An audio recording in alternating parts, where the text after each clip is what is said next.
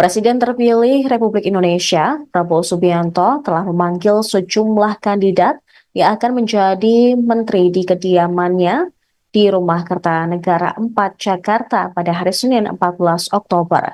Sejauh ini sudah ada 47 calon menteri yang hadir menemui Prabowo.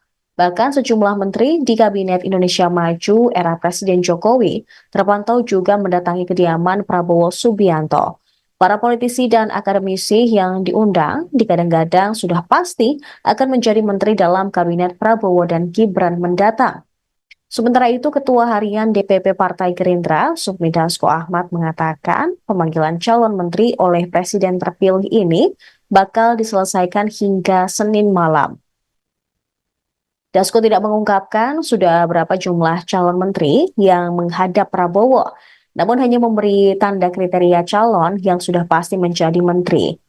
Kemudian juga tidak nampak Wakil Presiden terpilih Gibran Raka Buming Raka ketika Prabowo memanggil sejumlah tokoh ke kediamannya hari ini.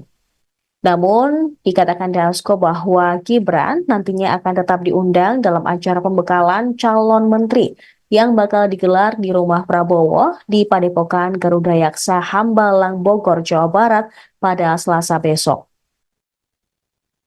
Dan berikut sejauh ini ada 47 politisi dan akademisi yang sudah menghadap Prabowo Subianto di Rumah Kertanegara hari Senin.